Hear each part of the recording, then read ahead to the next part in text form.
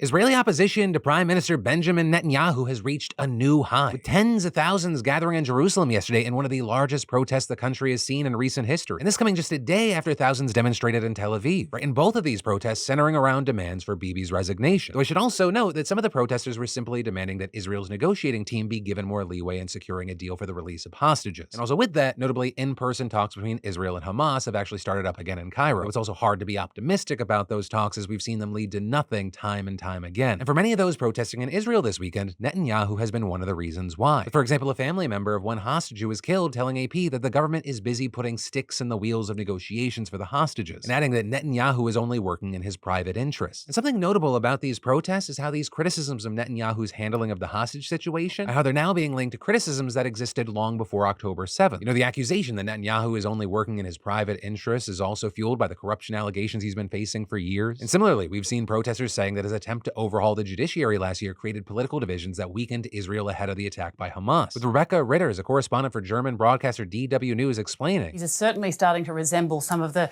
bigger anti-government demonstrations we were seeing in the lead up last year, in the lead up to the war. That was against, of course, plans to overhaul the judiciary. Now, what we're also seeing, as well as a change in fervour, is the merging of two separate protests, and one, of course, being that anti-government protest I speak of, but there have been weekly rallies, that started out as a kind of a vigil, if you will, for the hostages, and that is now moving into to join this anti-government protest, so it's growing in size. Notably, this all comes as Netanyahu has to decide whether or not to extend the exemption that ultra-Orthodox Jews have from Israel's compulsory military service, with some saying this dispute could actually lead to the collapse of his government, as either decision is going to alienate some of his allies. But in any case, Netanyahu has ruled out early elections and restated his intention to launch an attack against Hamas in the southern city of Rafah. And with that, it's important to note that Israelis are generally not divided about going after Hamas. Or while protesters take issue with the way that the war is being handled and the failure to rescue or free all the hostages, there is overwhelming support there for that objective. But that's where we are as the death toll in Gaza now reportedly exceeds 30,000, and you have UN officials warning of imminent famine.